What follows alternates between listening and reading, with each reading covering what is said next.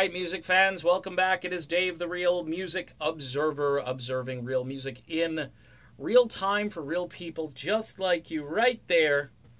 And yours truly right here.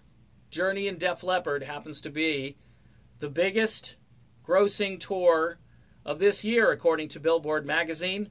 Holy crap, Batman, rock is not dead. Pretty amazing stuff. I mean, when I was in Tampa, it was like 22,000 or something like that. I mean, the place was just absolutely filled to the rafters. Coors Field, 45,000 people showed up for that event. Big night in Dallas a couple days ago. And people talking about this. This is big news.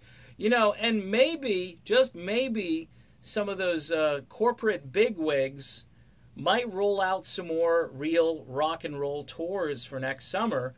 Journey and Def Leppard being, a real big one. There's some other good tours that came around, but nothing to this degree. Now, I'm of the opinion that you could have an opening group for, these larger tours that is an up-and-coming band, like a Greta Van Fleet or somebody like that. It just makes sense because, no offense to Journey and Def Leppard, these guys aren't getting any younger.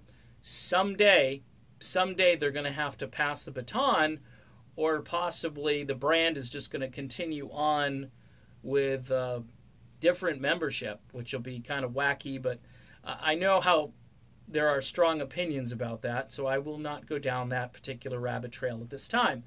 But Guitar World, really cool cover with Vivian Campbell, Neil Schon, and Phil Collen, who are all very much responsible for keeping their musical legacies alive.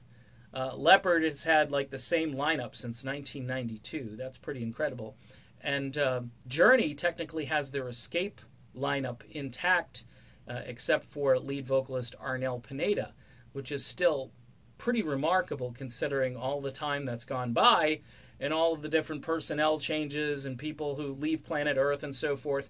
This is pretty big news in the rock community, and both of these bands need to be applauded. Def Leppard puts on an amazing show.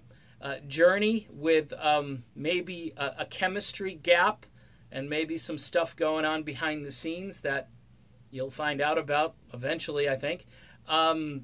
They're still just doing what they do, and they're professional, and they get the job done. And audiences are really happy. They're delighted to actually spend hard-earned money on rock and roll.